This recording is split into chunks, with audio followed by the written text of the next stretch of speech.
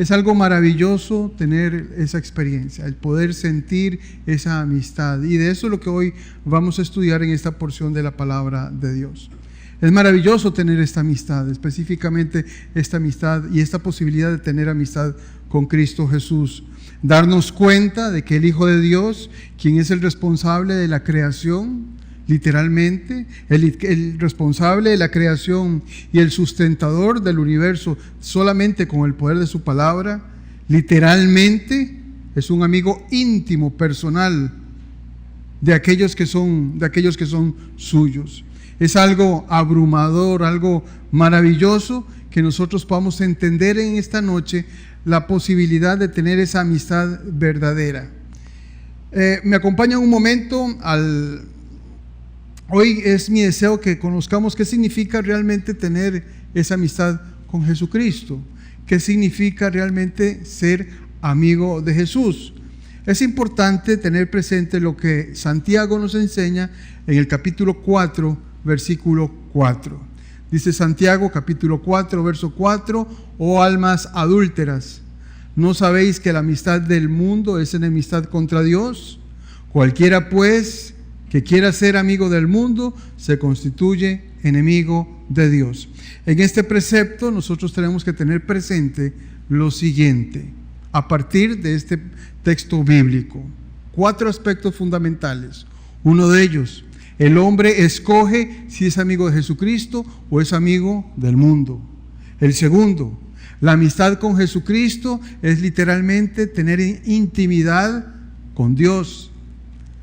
La comunión con la Trinidad es un gozo inefable y glorioso que nosotros tenemos en esta oportunidad. Y en cuarto lugar, tener presente que la amistad con el mundo, enseña Santiago, es enemistad hacia Dios.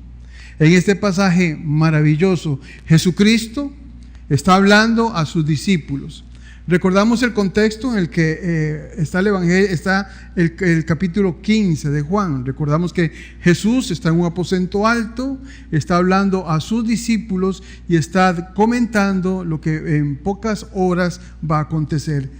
Él está hablando de que es necesario de que el Hijo del Hombre sea entregado en manos de pecadores y que sea muerto en una cruz, crucificado, y que el tercer día resucitará. Es por eso que Jesús en este momento preciso de este pasaje, Él está dando palabras de apoyo, palabras de consuelo. Son palabras literalmente de consuelo.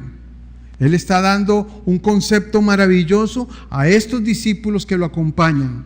Ahora no hay 12 discípulos en este momento, lo que quedan son 10 discípulos, son 11 discípulos, porque ya Judas se ha retirado para cumplir con su traición. Ellos están tristes y necesitan consuelo de parte de Jesús. Y Jesús da estas palabras, y son palabras literalmente ciertas, de consuelo. Son palabras de Jesús, porque Jesús está hablando acerca de su partida. A pocas horas va a ser tomado preso, va a ser enjuiciado y posteriormente va a ser crucificado, morirá en una cruz y al tercer día resucitará. Es de tal manera que entonces Cristo, a partir del capítulo 14 de Juan hasta el capítulo 17, tiene una especie como de despedida. Jesús está refiriéndose a sus discípulos, está dando consuelo, y este es un concepto maravilloso que Él está implantando en los corazones de todas estas personas, de sus 11 discípulos. Él está teniendo palabras entonces de consuelo a sus amigos personales, a los que le han acompañado hasta este momento tan crucial en su ministerio. Es de esta manera que Él se dirige a este grupo de 11 discípulos, amigos personales, íntimos, amados de Él. Y estas palabras, repito, son fuente de consuelo. Vamos al texto que nos interesa. Evangelio de Juan, capítulo 15, versos 15. Escuchemos estas palabras. Ya no os llamaré siervos, porque el siervo no sabe lo que hace su Señor. Pero sí os he llamado amigos, porque todas las cosas que oí de mi Padre os las he dado a conocer. Este es el pensamiento básico en este pasaje que estamos estudiando. Este es el pensamiento básico. Ya ahora no se dejan de ser siervos, dice, ya no les voy a llamar siervos, porque el siervo no sabe lo que su Señor hace. Ahora les llamaré amigos.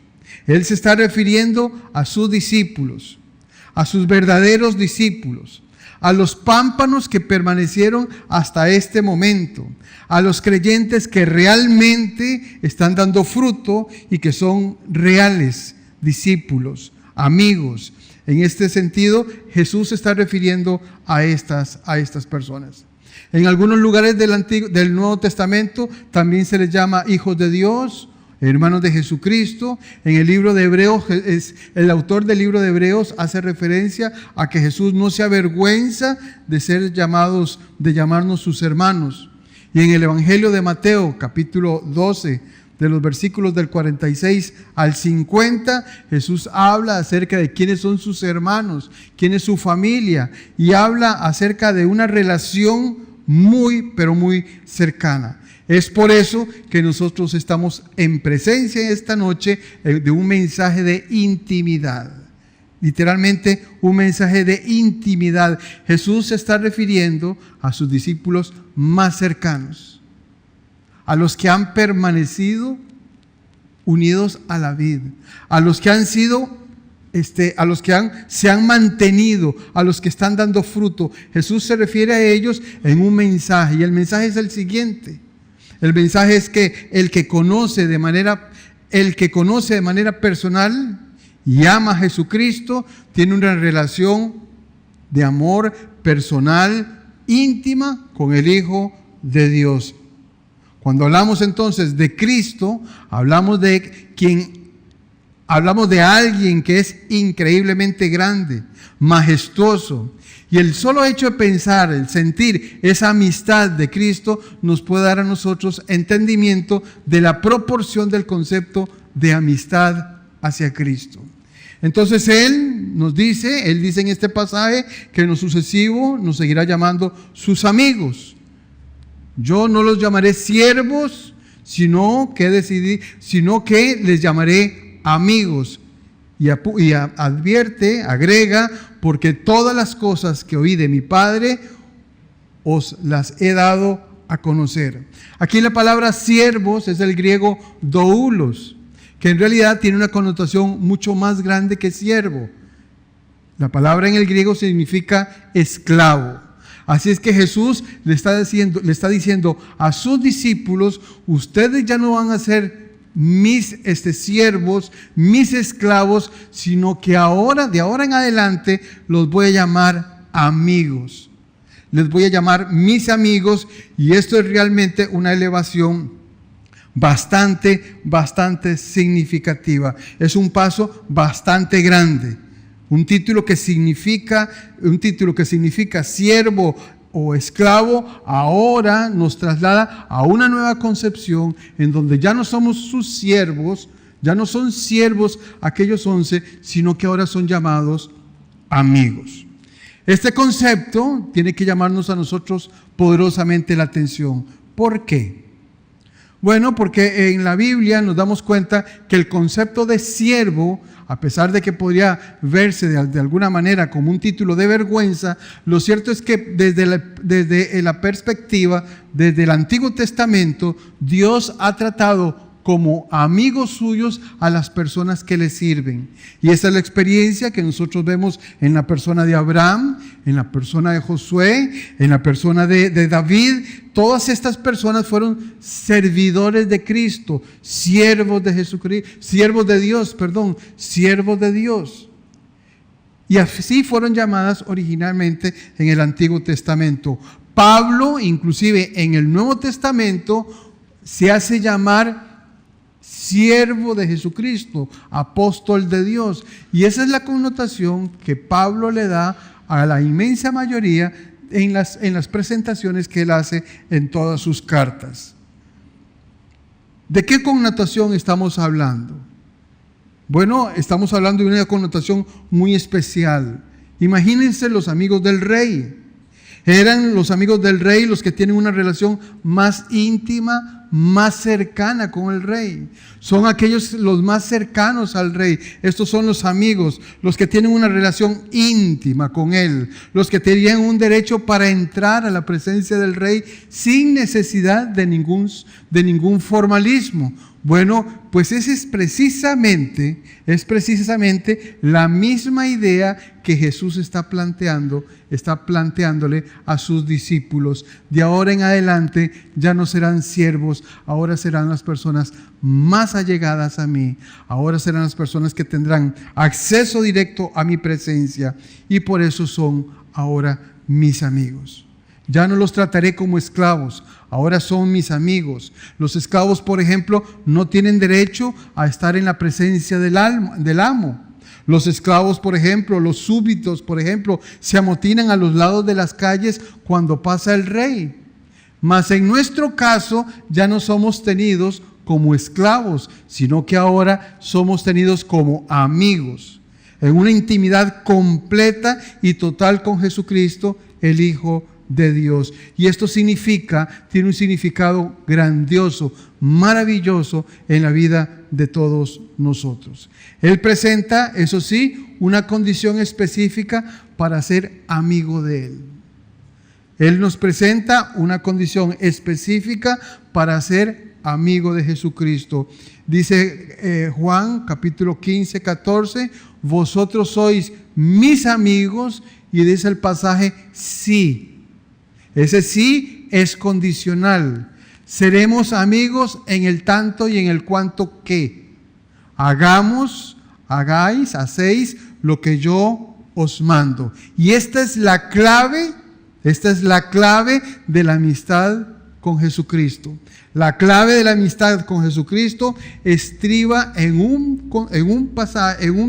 condición específica.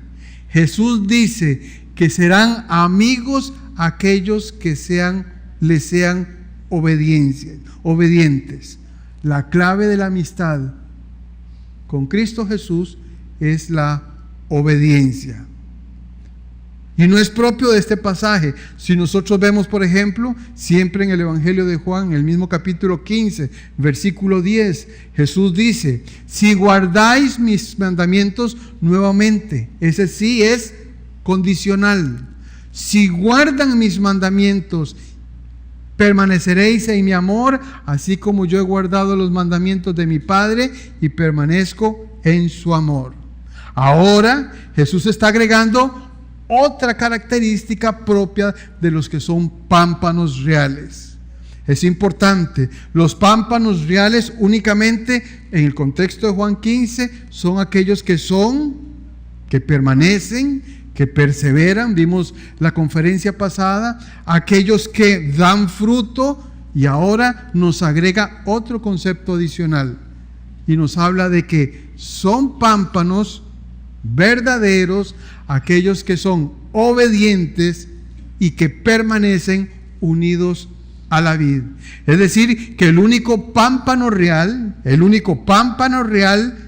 que permanece, el verdadero, es el que es obediente.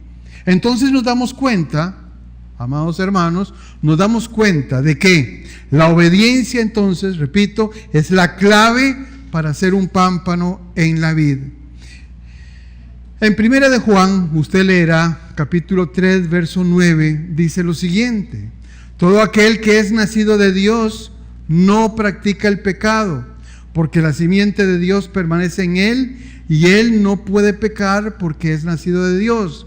Y en esto, oiga qué interesante, en esto se manifiestan los hijos de Dios y los hijos del diablo. Todo aquel que no hace justicia y no ama a su hermano no es de Dios. Es decir, todo estriba siempre alrededor del concepto de obediencia. Obediencia.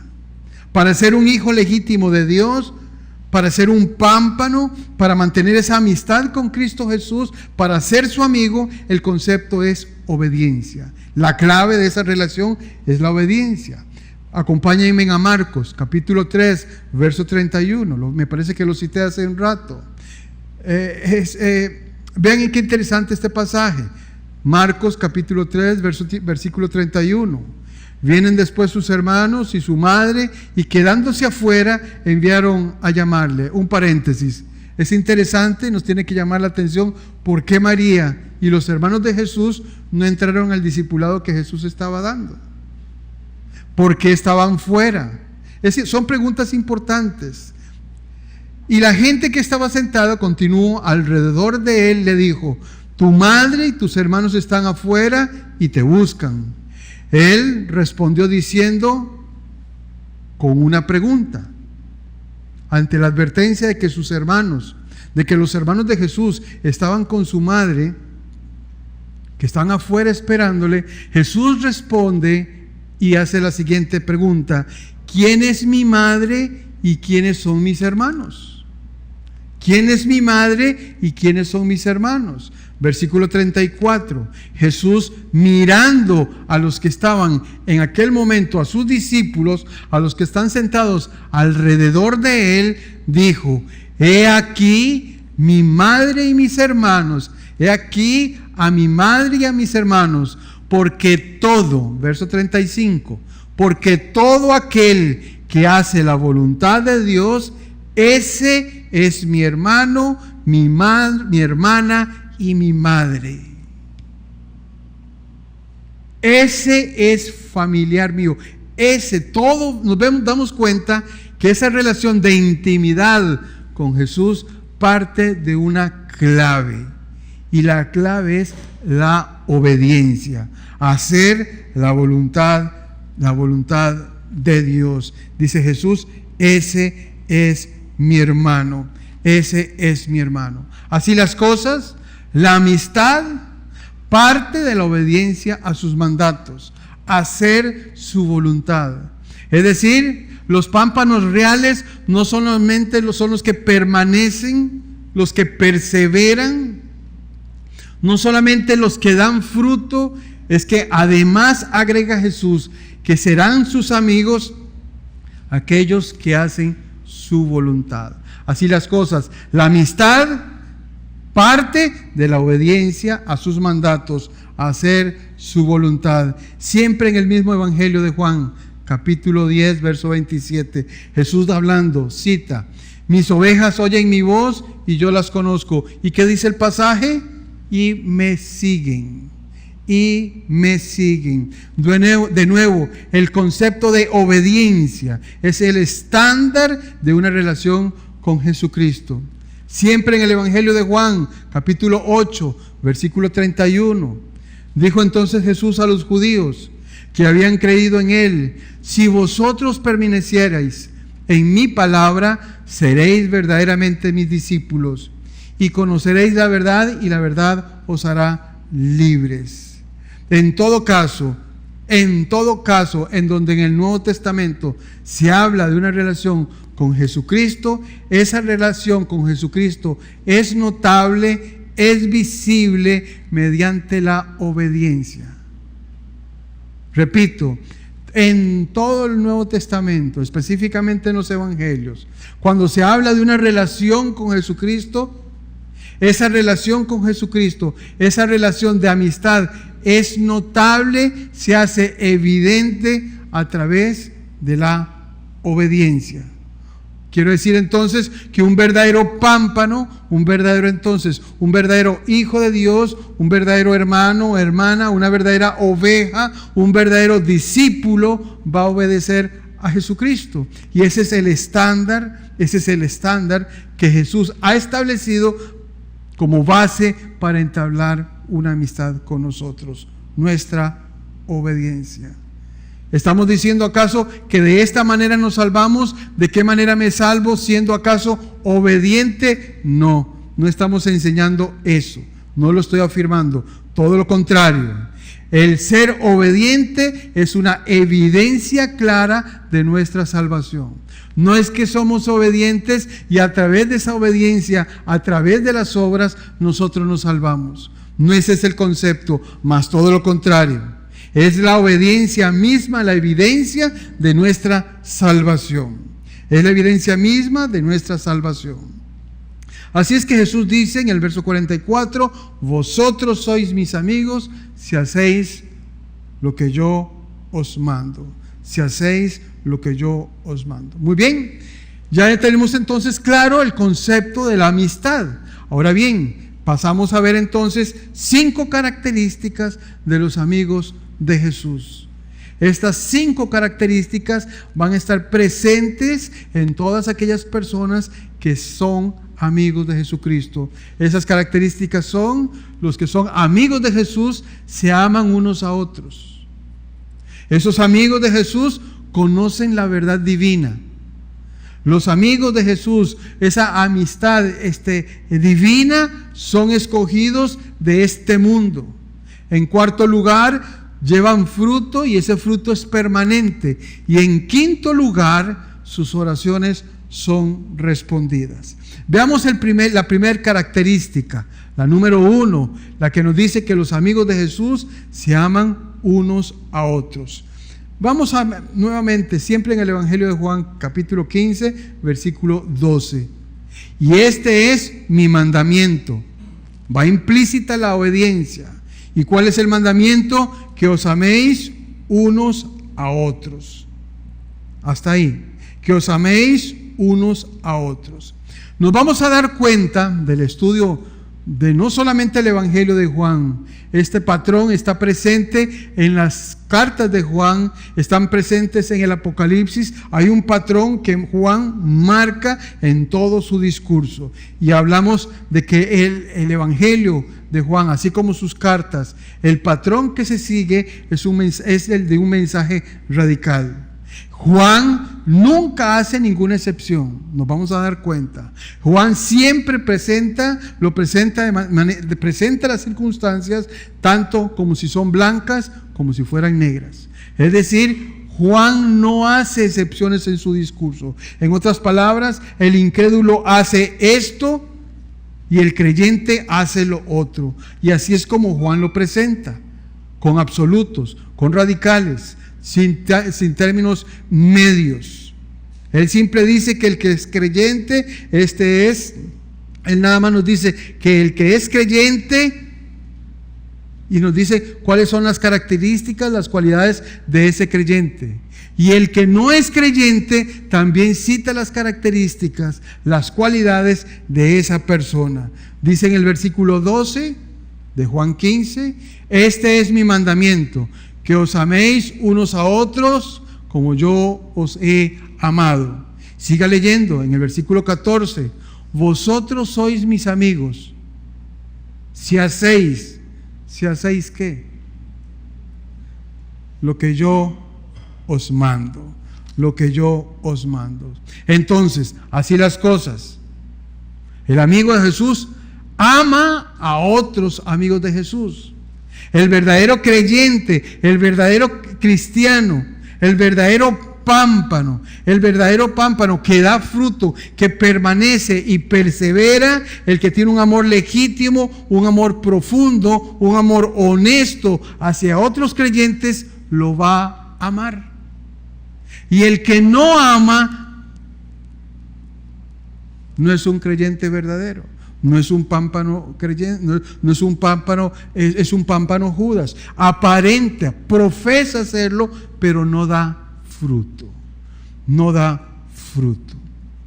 Ustedes me dirán, bueno, pastor, es que pueden existir excepciones. Ciertamente sí, pueden haber excepciones. Yo eso lo entiendo. Mas sin embargo, desde el discurso de Juan, Juan no se concentra en esas excepciones, mas todo lo contrario, da una regla general y nos dice que todos los que son amigos de Jesús aman a sus hermanos, a los que también son amigos de Jesús. Es decir, que un verdadero cristiano es el que tiene un amor verdadero, genuino, profundo y honesto hacia otros creyentes. ¿Por qué? ¿A qué se debe toda esta condición? Bueno, a lo que nos cita también Romanos. Nos dice Romanos capítulo 5, verso 5, porque el amor de Dios ha sido derramado en nuestros corazones por el Espíritu Santo que nos fue dado. Y es que hay una condición particular, muy singular e importante, que eso marca al que verdaderamente es salvo. Cuando nosotros creemos en el Evangelio y nos arrepentimos de nuestros pecados y creemos en el Evangelio, en ese momento, cuando recibimos a Jesucristo como Señor y Salvador, el amor de Dios en su Espíritu Santo es derramado en nosotros. De manera que si estamos unidos a la vid, Cristo es la vid, Cristo es el generador de amor, el productor de amor, la fuente del amor. Ese amor que está en la vid tiene que pasar al pámpano. Y esa condición, esa característica, el amor, tiene que hacerse manifiesta en nuestras vidas. ¿Qué estoy diciendo? Que no es posible, no es de recibo decir, soy creyente, pero no quiero a mi hermano. No es de recibo decir, no es de recibo decir, por ejemplo, es que yo amo a mi prójimo, pero no creo en Dios. Es decir, que nuestra relación con mi prójimo está en función de mi obediencia a Dios. Y viceversa, mi relación con Dios está en función de cómo yo trato a mis hermanos. Es decir, que un verdadero creyente comparte ese amor con otros creyentes. Un verdadero creyente comparte ese amor con otros creyentes. Veamos lo que dice la primera carta de Juan, capítulo 2, verso 9. El que dice que está en luz y aborrece a su hermano está todavía en tinieblas. Preste atención a lo que dice el verso 10. El que ama a su hermano permanece en luz y en él no hay tropiezo. Nuevamente, el mensaje de Juan es un mensaje radical. O es blanco o es negro. O es la luz o son las tinieblas. Es un mensaje radical. El que ama a su hermano permanece en luz y en él no hay tropiezo. Pero, verso 11, el que aborrece a su hermano está en tinieblas y anda en tinieblas y no sabe a dónde va porque las tinieblas le han cegado los ojos. Es decir, el verdadero creyente no aborrece a su hermano. El hombre que dice que cree en Dios y no ama a su prójimo es mentiroso. Y la Biblia enseña en 1 Juan, esa persona no le ha amanecido. Es decir, está en tinieblas, le han sido cegados sus ojos. Así de radical es Juan. Todo aquel que cree, 1 Juan 5:1, todo aquel que cree en que Jesús es el Cristo, es nacido de Dios. Así es como un hombre da evidencias de su salvación. Como un hombre, una persona da evidencias de su salvación por el amor que tiene por su prójimo. Por el amor que tiene por su prójimo. De esa manera da muestras, evidencias de su salvación. Por ese amor a su prójimo. Así es como se conocen a los verdaderos amigos de Jesús. ¿Por qué? Porque en ellos hay una condición, primeramente de obediencia. Y estamos obligados a amar a otros amigos de Jesús. Dice 1 Juan 5:1, todo completo el pasaje. Todo aquel que cree que Jesús es el Cristo es nacido de Dios. Y todo aquel que ama al que engendró, ama también al que ha sido engendrado por él. Ahí está la idea. En esto precisamente, ¿en qué? En el amor que yo tengo por los que han sido engendrados por Dios. En esto conocemos que amamos a los hijos de Dios. Cuando amamos a Dios, ¿y qué? Y guardamos sus mandamientos. Repito, la obediencia con Jesús, esa amistad divina con Jesús, parte de un supuesto, y ese supuesto específicamente es la obediencia, el amor con el que nosotros tenemos que vernos entre hermanos. Jesús hizo referencia al mismo principio en el Evangelio de Juan también, capítulo 13, verso 35. En esto conocerán todos que son mis discípulos. ¿Por qué es que seremos conocidos como discípulos de Jesucristo, como amigos de Jesús? ¿Por qué? Bueno, por el amor que nos tengamos los unos por los otros. Esta es la característica sine qua non. Esta es la característica principal. La obediencia a Dios. Y Él nos reclama amor. ¿Qué estamos diciendo? ¿Cuál es el mensaje de esta noche? Que todos somos deudores los unos de los otros por amor a Dios. De eso es lo que estamos hablando. Que no es posible pretender decir que tengo una relación con Dios y tengo una relación de enemistad con mi prójimo, con otro hermano en la fe. No es posible decirlo. Dice el pasaje, y todo aquel que ama al que engendró, ama también al que ha sido engendrado por él. Repito, no existe tal cosa como amar a Dios y no amar a Cristo, como algunos enseñan y también lo practican. No hay tal cosa que puedo amar a Dios, puedo amar a Cristo, pero no amo a mi prójimo. No es cierto. La característica de un verdadero amigo de Jesús, la característica que marca esa amistad es por el amor que nosotros tenemos por otros amigos de Jesús. Pablo lo manifiesta de esta otra manera. En 1 Tesalonicenses, capítulo 4, verso 9. Pero acerca del amor fraternal, escribe Pablo, acerca del amor fraternal necesito escribirles de esto, porque no necesito escribirles de esto, porque ustedes mismos son enseñados, han sido enseñados, instruidos por Dios a amarse unos a otros. Como usted puede darse cuenta, nos podemos dar cuenta, el amor a nuestros hermanos es una parte fundamental en la vida de un creyente. No puede ser que existan creyentes amargados y rencorosos. No puede ser. No puede ser. No puede ser en la mente de Dios y en el corazón de ningún creyente que yo pretenda presentarme como amigo de Jesús, siervo de Jesucristo, un pámpano real y no ame a mi prójimo, a mi hermano en la fe. No puede ser. Usted tiene que pensar usted tiene que tener claro que para dejar de amar a una persona le es necesario a usted pecar. Porque necesariamente en el momento en que nosotros nacimos de nuevo, el amor de Dios fue derramado en nuestros corazones por medio del Espíritu Santo que nos fue dado. Por medio de ese Espíritu que nos fue dado. Así es que para dejar de amar a una persona, nos es necesario pecar.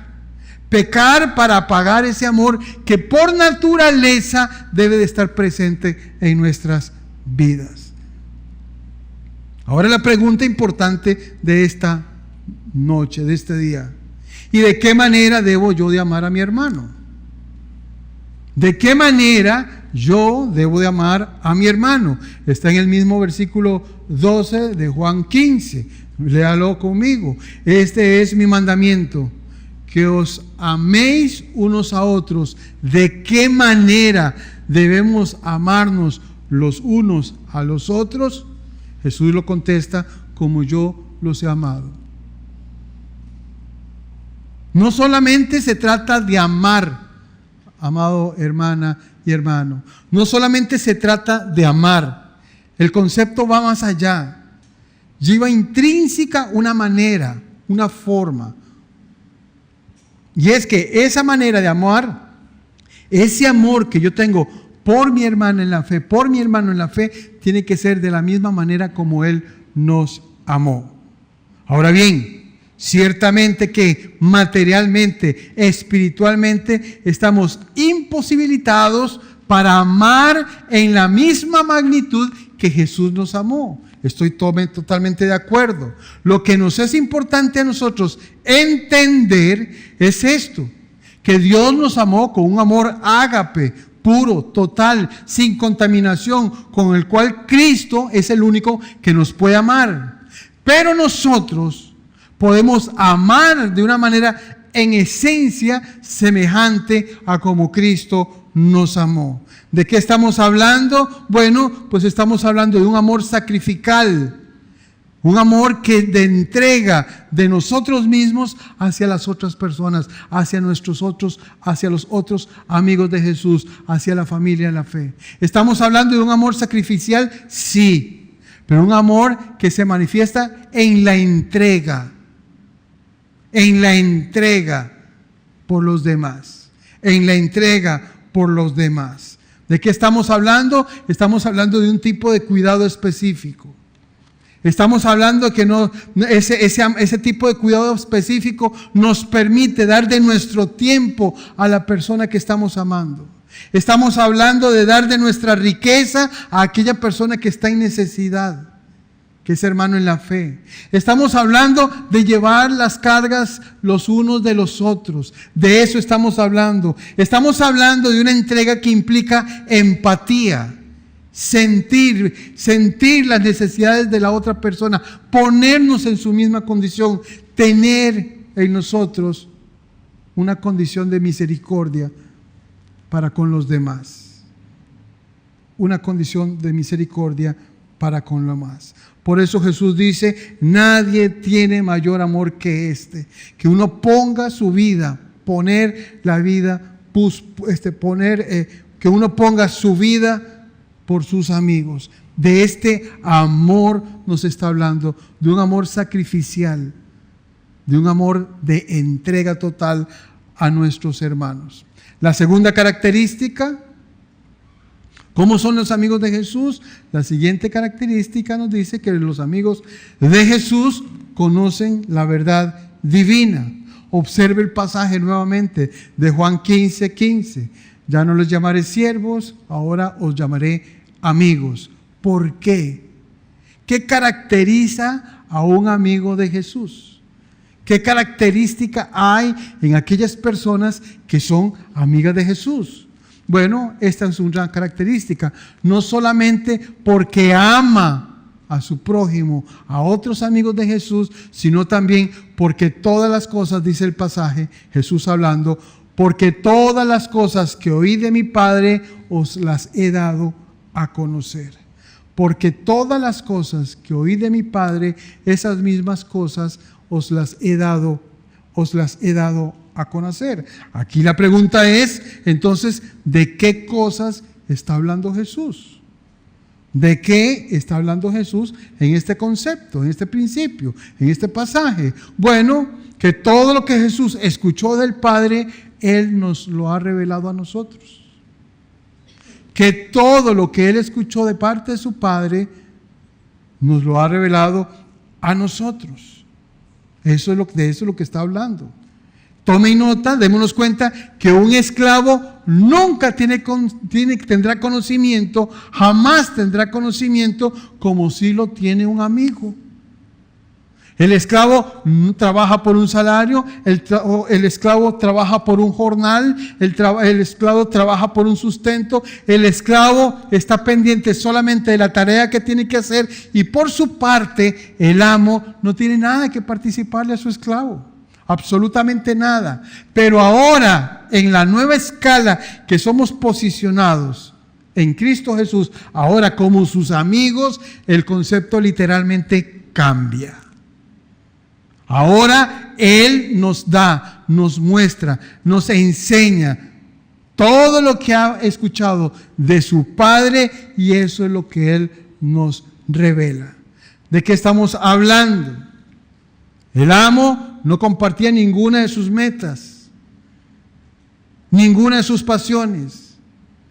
No hablaba de sus amores y de todo su propósito para con el esclavo. Y el esclavo sencillamente se dedicaba a obedecer. Ahora nosotros, siendo amigos de Jesús, no estamos obedeciendo de una manera ciega.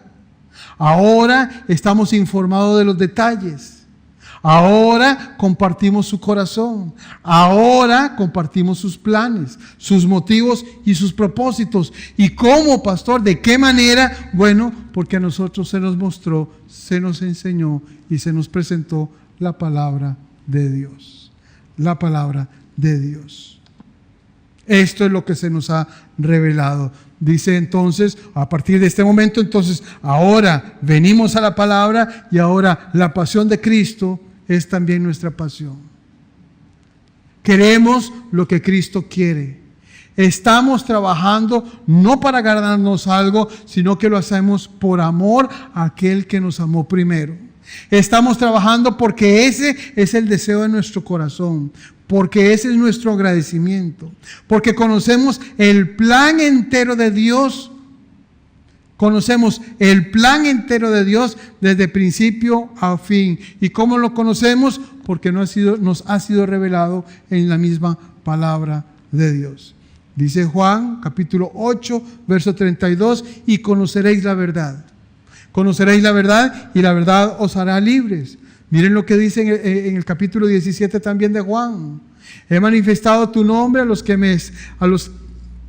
los hombres que del mundo me diste. Tuyos eran y me los diste y han guardado tu palabra. Verso 7. Ahora han conocido que todas las cosas que me has dado proceden de ti, porque las palabras que me diste les he dado. Y ellos las recibieron y han conocido verdaderamente que salí de ti y han creído que tú me enviaste. Jesús nos ha revelado absolutamente toda su voluntad. Nos la ha revelado. Miren lo que dice Mateo capítulo 13, verso 10. Entonces, acercándose los discípulos le dijeron: ¿por qué les hablas por parábolas? Y él respondiendo les dijo: ¿saben por qué les hablo por parábolas a ellos? Bueno, porque a vosotros os es dado saber los misterios del reino de los cielos, mas a ellos no les he dado, no les ha sido dado. ¿De qué estamos hablando? Bueno, que a quienes se les concedió conocer los misterios del reino de Dios es a nosotros. ¿A quienes se les concedió conocer los misterios del reino de los cielos? Pues a nosotros mismos, a sus amigos, a aquellos que son sus amigos, a esos amigos. A ellos se les dio, a ellos se les abrió las escrituras y se nos dio a conocer lo que hay en el corazón de Dios. Miren lo que dice Lucas, capítulo 10, versículo 23. Y volviéndose a sus discípulos les dijo aparte: bienaventurados los ojos de los que ven lo que vosotros veis. ¿No es bueno eso? Por supuesto que sí. Por supuesto que sí. Miren lo que dice el verso más adelante, el versículo 24. Porque os digo que muchos profetas y reyes desearon ver lo que vosotros veis y no lo vieron, y oír lo que oís y no lo oyeron. Para aquellos que son amigos íntimos de Jesús, hay una intimidad de conocimiento que vino del Padre a través del Hijo, y el Hijo lo enseñó a sus apóstoles, y a través de los apóstoles esa revelación, esa intimidad en el conocimiento de las cosas del reino de los cielos nos ha llegado a nosotros. Dios Padre se las revela a su Hijo, nuestro Señor Jesucristo lo revela a nuestros apóstoles, a los apóstoles, y son ellos a través de este libro y la palabra de Dios quien ahora nos lo revela a nosotros.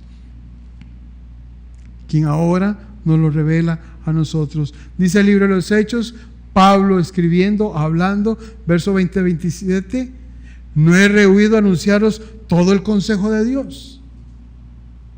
El deseo de Pablo era, en su ministerio en la iglesia de Éfeso, al quien se dirige es revelar todo el consejo de Dios.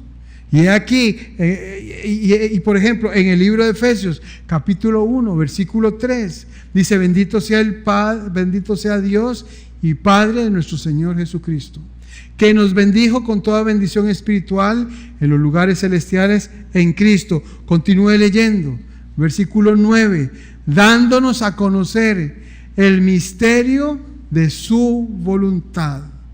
El misterio de su voluntad. Dios nos bendijo dándonos a conocer el misterio de su voluntad, según su beneplácito, el cual se había propuesto en sí mismo. ¿Cómo termina el libro de Romanos?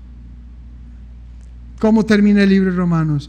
Dice la carta a los Romanos, capítulo 16, leo el verso 25. Al que puede confirmaros según mi evangelio y la predicación de Jesucristo, según la revelación del misterio que se ha mantenido oculto desde tiempos eternos. Verso 26. Pero que ha sido manifestado ahora y por las escrituras de los profetas, según el mandamiento del Dios eterno, se ha dado a conocer a todas las gentes para que obedezcan a la fe.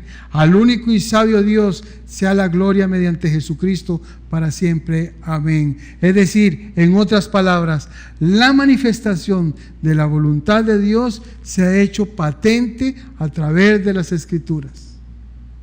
Y es a través de la palabra de Dios que nosotros tenemos acceso a esa verdad. Ahora bien, cualquier persona no creyente podría decirnos, bueno, entonces tan fácil es conocer la palabra de Dios porque solamente tendría que comprar una Biblia, la leo y ya entendería la voluntad de Dios. No, no es así de sencillo.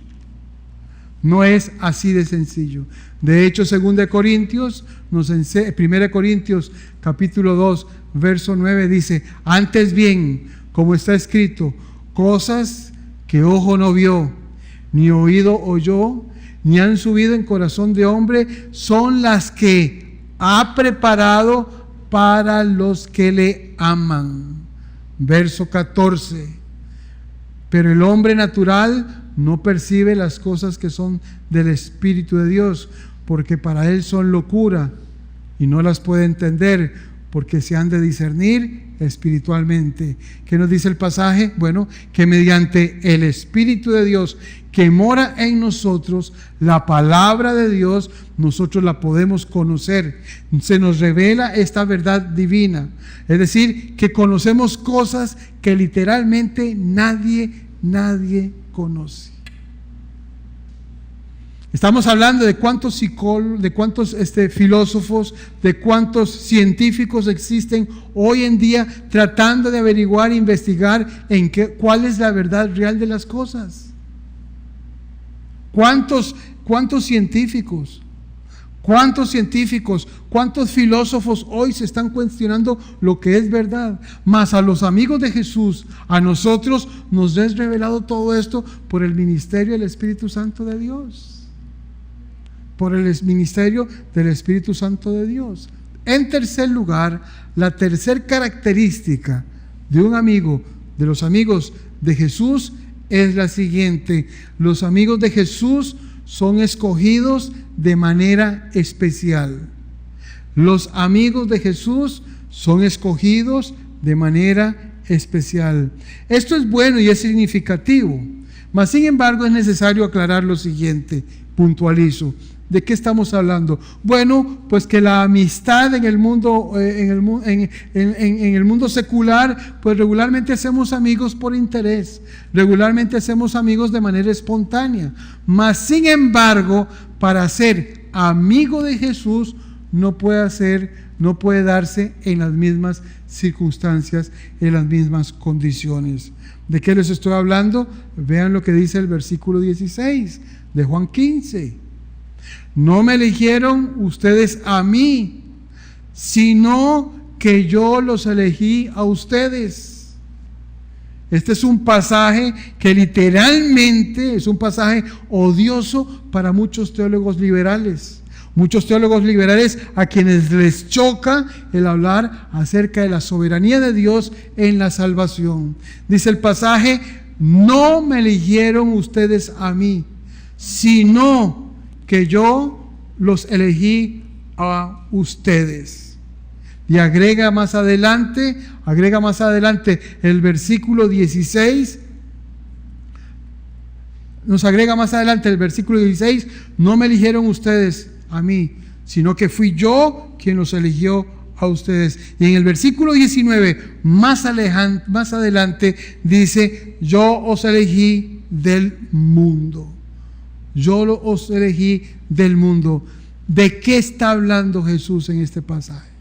Cuando Él dice, yo a ustedes los elegí del mundo. Jesús está hablando ¿de qué? De la misma salvación. De eso es lo que Jesús está hablando. A eso es que se refiere, de la salvación. ¿De qué estamos hablando? Estamos hablando de que Jesús elige quiénes van a ser sus amigos. ¿Y de dónde toma Jesús estos amigos? Jesús los ha tomado del mundo. Jesús los ha tomado del mundo. Dice Juan 15:19, si fuerais del mundo, el mundo amaría lo suyo. Pero porque no sois del mundo, antes yo os elegí del mundo. Por eso el mundo os aborrece. Insisto, Jesús ha escogido a ciertas personas para que sean amigas de Él. ¿Y Él de dónde los escoge? Los escoge del mundo. Los escoge del mundo. Y esta materia no es propia solamente de los evangelios o propia de Juan. No. Pablo hace referencia a esto también. En la carta a los Efesios, capítulo 1, verso 4, escribe, según nos escogió en Él desde antes de la fundación del mundo. Tomen nota, se está hablando de una escogencia, de un decreto divino de parte de Dios. Una escogencia. La misma temática usted escucha en el Evangelio de Marcos, capítulo 13, verso 20. Y si el Señor no hubiese acortado aquellos días, nadie sería salvo. Mas por causa de los escogidos que Él escogió, nuevamente está la temática de la soberanía de Dios, de la escogencia de Dios. De la escogencia de Dios. Vean Lucas capítulo 6, verso 13. Y cuando era de día, llamó a sus discípulos y que escogió a 12 de ellos. Había un número determinado de discípulos, mas sin embargo, del grupo de seguidores de Cristo, Él determina, escoge soberanamente a 12 de ellos y a estos los llamó apóstoles. Nuevamente, la temática aquí es soberanía de Dios. Soberanía de parte de Dios. Pero Él dice entonces, no los elegí a vosotros, no me elegisteis vosotros a mí, sino que yo os elegí a vosotros. ¿Esto de qué habla? De un decreto divino, de una ordenanza de Dios, de una soberanía de parte de Dios. Pero también agrega el pasaje, y os he puesto. ¿De qué está hablando Jesús? Bueno, de que Él no solamente nos llamó, no solamente que Él estableció la amistad con nosotros, no solamente Él nos llamó, sino que también nos llamó con un propósito. Nos llamó con un propósito. Es decir, esto implica una selección, una designación para un servicio especial. Para un servicio especial. Miren lo que se habla en Efesios, lo que se cita en la carta a los Efesios, capítulo 4, verso 11. Es la misma temática. Pablo hablando acerca de los 5 ministerios que Cristo Jesús estableció para la iglesia. Dice, y cito, y Él mismo constituyó a unos apóstoles, a otros profetas, a otros evangelistas, a otros pastores y maestros, a fin de, hay un propósito, Él constituyó, Él designó, Él estableció, ¿para qué? A fin de perfeccionar a los santos para la obra del ministerio, para la edificación del cuerpo de Cristo. ¿De qué estamos hablando? Que Él nos salvó, Él nos llamó para cumplir una tarea específica. Él está hablando de ciertos individuos que son puestos, que son designados, que son ordenados. Y esto es muy importante, porque se ha perdido de vista Se ha perdido de vista hoy en la iglesia del siglo XXI. Es importante contestar la pregunta: ¿y para qué son escogidos? Imagínense que en un salón existen 200 personas, 100 personas, 50 personas. Las personas que estén, todas escuchan el mismo mensaje, todas escuchan las mismas palabras, están escuchando al mismo predicador.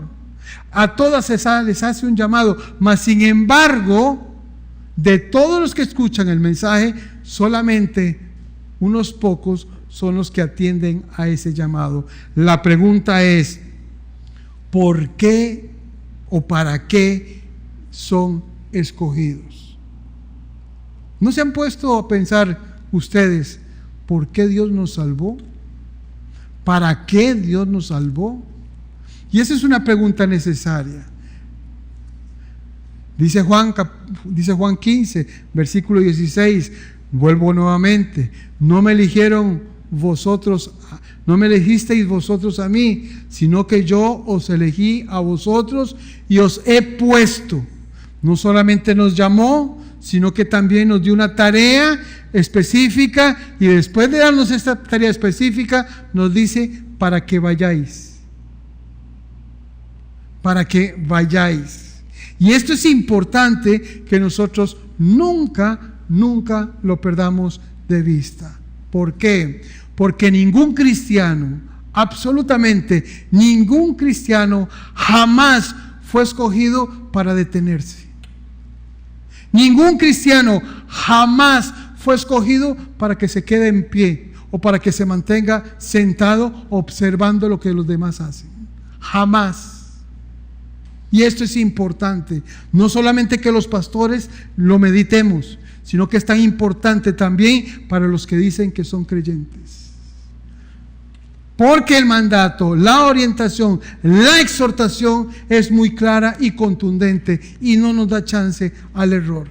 En Juan 15, 16, repito: no me eligieron ustedes, yo los elegí a ustedes y los he puesto, es decir, les he dado una tarea específica, y además les dice, y además de haberles dado esa tarea específica, los he mandado a que vayan. Es decir, que estoy hablando de que nunca fue el propósito de Dios que nadie de todos los que a los que Dios llama, los llama para que se detengan en su llamado. A nadie. A nadie. Dios no llama, Dios no salva a nadie para que esté en pie en la congregación o para que se siente a observar lo que los demás hacen. ¿De qué estoy hablando? De que en todos los llamados, absolutamente en todos los llamados, quienes dicen ser verdaderamente amigos de Jesús, lo demuestran porque van. No hay quien los detenga. Tienen prioridades establecidas. Tienen escalas de valores claramente citadas, presentes, que no le permite detenerse o retroceder o permanecer estático o simplemente constituirse en un observador dentro de la iglesia. Eso no es la voluntad de Dios. Hemos sido entonces llamados con un propósito específico. Dice 2 Tesalonicenses, capítulo 1, verso 11: por lo cual asimismo oramos siempre por vosotros, para que nuestro Dios os tenga por dignos. ¿Dignos de qué? De su llamamiento. ¿Y qué? Y cumpla todo propósito de bondad y toda obra de fe con su poder, para que en el nombre de nuestro Señor Jesucristo sean glorificados, para que el nombre de nuestro Señor Jesucristo sea glorificado en vosotros. Somos llamados, somos ordenados para glorificar el nombre de Jesucristo en el mundo. No somos llamados para que permanezcamos sentados en la iglesia viendo lo que los demás hacen. El Señor no nos llamó, no nos salvó para que nosotros nos detengamos o para que retrocedamos. El Señor no nos llamó para estar estáticos viendo lo que los demás hacen. Lo he dicho una y otra vez, en las iglesias existen 3 tipos de personas. Están los que hacen las cosas. Están los que ven lo que se está haciendo. Y el tercer grupo de personas son los que no saben ni siquiera lo que en la iglesia se está haciendo. El Señor no nos ha llamado y tampoco nos ha ordenado para que permanezcamos ahí incólumes, esperando que pase el tiempo. Pasa tú que yo pasaré. Para eso el Señor no nos ha llamado. Dios, los que son verdaderamente hijos de Jesucristo, los que son verdaderamente hijos de Dios, los que son verdaderamente amigos de Jesús, a esas personas no solamente se les da el mandato de amar, no solamente se les da el mandato de amar, repito, no solamente el de ser obedientes, no solamente esto, no solamente se aman los unos a los otros, no solamente se les da a conocer la verdad divina, no solamente son escogidos de manera especial, sino que a esas personas, esos amigos de Cristo, tienen un propósito. En ellos hay una fuerza, hay un deseo de servir, de ir hacia adelante, de un propósito en sus vidas. En cuarto lugar, los amigos de Jesús dan fruto permanente. Los amigos de Jesús dan fruto permanente.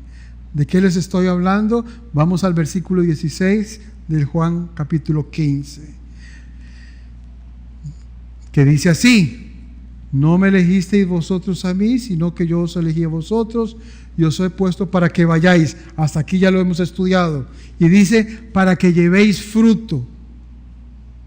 Para que llevéis fruto. Pero además agrega, y vuestro fruto permanezca. Usted sabe que una de las cosas maravillosas, más maravillosas y fantásticas acerca de la vida cristiana, acerca del ser cristiano, es el propósito. Sí, repito, una de las cosas más maravillosas o fantásticas de la vida cristiana es el propósito. Mediten esto. Cada vez que nosotros salimos a predicar el Evangelio y cada vez que una persona, por nuestro testimonio, se convierte al cristianismo, literalmente hemos cerrado una transacción eterna. Nosotros enseñamos que la salvación no se puede perder. Y cada vez que predicamos el Evangelio y que una persona se convierte verdaderamente a Cristo Jesús, esa vida pasa a ser una vida eterna cerca de Dios. ¿De qué estamos hablando? Bueno, piensa en esto. Simplemente piensa en la vida de una persona que no es cristiana, que no es creyente, en contraposición a aquellos que son amigos de Jesús. Las personas que no son cristianas literalmente llevan vidas sin propósito. Son vidas que poco a poco, conforme transcurre el tiempo, transcurre su vida, cada vez se va cortando más, pierde de significado, esa vida pierde resultado, esa vida pasa sin efecto en nadie. ¿Por qué? Porque nunca testificó, nunca declaró, nunca manifestó, nunca compartió el Evangelio y ninguna vida se salvó por el testimonio de esta persona. Es decir, esta persona nunca dio fruto. Más todo lo contrario cuando nos encontramos con un verdadero cristiano, con uno que es obediente, con uno que ama a los demás, con uno que conoce la verdad divina, con uno que ha sido escogido con un propósito especial. Esa persona comparte el Evangelio, y cuando esa persona, la otra persona a la cual se le compartió, cree en el Evangelio, los resultados, los efectos en aquella persona son eternos. Literalmente son eternos. Hermanos, si nuestra vida ha de tener un impacto, ese impacto que nuestra vida provoca en la vida de las personas a las cuales nosotros les testificamos, ese impacto es eterno. Ese impacto es eterno. ¿Por qué? Porque eso va a producir fruto para la vida eterna. Va a producir fruto para la vida eterna. Aquí la pregunta que nos podríamos hacer es, bueno, pastor, ¿y qué es fruto? ¿Y qué es fruto? Bueno, lo vimos la conferencia pasada, la enseñanza pasada. Fruto es ser semejante a Jesucristo, es confesión de alabanza, fruto es contribución de amor, fruto es comunicación también que bendice a otros, enseñar el evangelio, enseñar la palabra a los demás, pero en general, fruto es llevar una vida semejante a Jesús. Y específicamente, fruto es compartir el evangelio. Es compartir el evangelio. Y cuando una persona se salva por ese testimonio que nosotros hemos compartido, ese fruto permanece y permanece para vida eterna. De esto habla un poco el libro de Apocalipsis en el capítulo 14, versículo 13, que dice así: oí una voz que desde el cielo me decía: escribe, bienaventurados de aquí en adelante los muertos que mueren en el Señor. Sí, dice el Espíritu, descansarán de sus trabajos, porque sus obras con ellos siguen. Es decir, esos frutos son eternos. Y la quinta característica de un amigo de Jesús es la de que los amigos de Jesús tienen oraciones respondidas. Los amigos de Jesús se caracterizan porque sus oraciones son contestadas. No solamente aman a los demás, no solamente experimentan la verdad divina, no solamente todas estas cosas, sino que además sus oraciones son contestadas. Vuelvo al verso 16. Y os he puesto para que vayáis y llevéis fruto y vuestro fruto permanezca. ¿Para qué? Para que vuestro fruto permanezca. ¿Para qué? Para que todo lo que pidiereis al Padre en mi nombre, Él os lo dé. Él os lo dé. Y esto es maravilloso. La experiencia más reconfortante para un verdadero amigo de Jesús es que sus oraciones sean contestadas.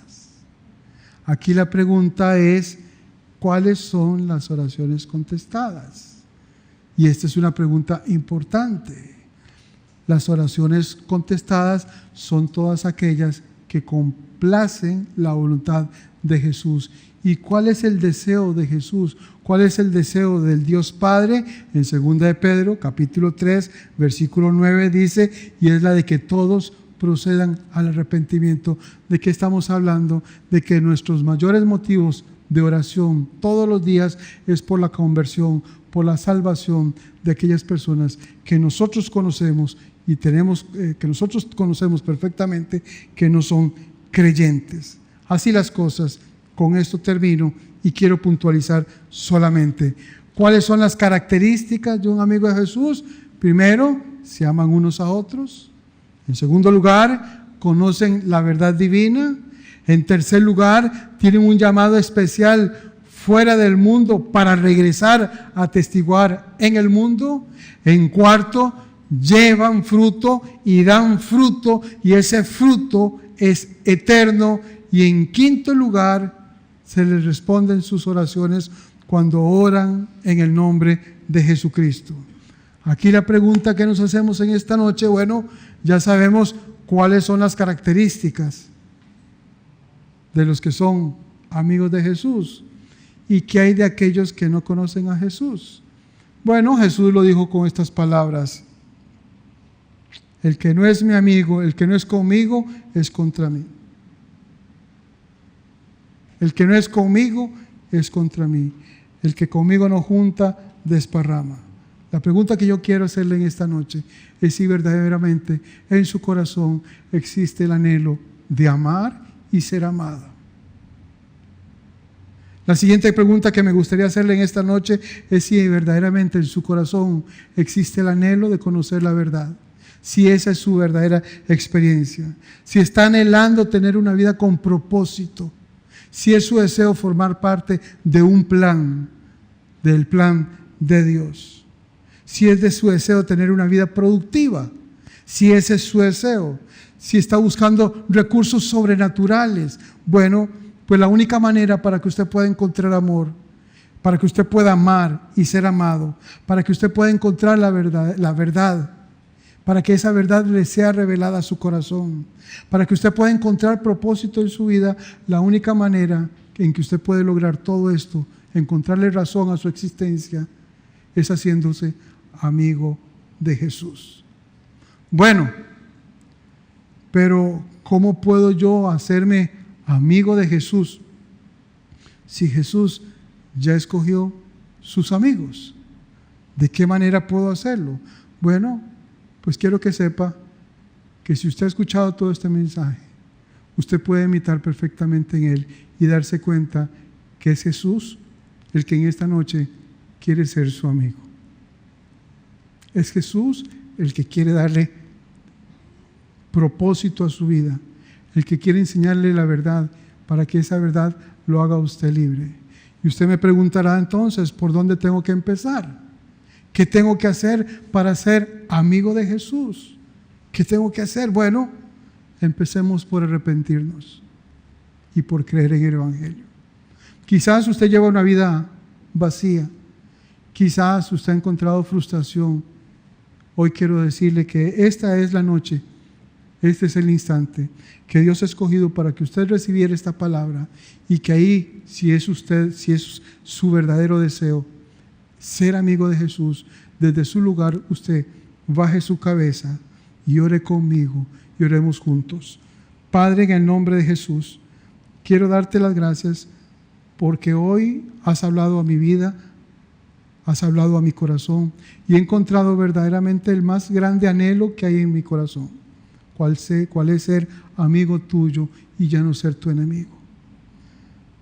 En esta noche quiero decirte que me arrepiento de todos y cada uno de mis pecados. Quiero decirte que me arrepiento. Quiero que me des la oportunidad, como así es, para arrepentirme y para recibirte en mi corazón. Te pido que me perdones por todos mis pecados y te entrego mi vida, te entrego todos mis propósitos para que se haga tu voluntad en la mía. Para la gloria de Dios Padre, en el nombre de Jesús te lo pido. Y tu iglesia dice amén y amén. Muy buenas noches, que el Señor le bendiga.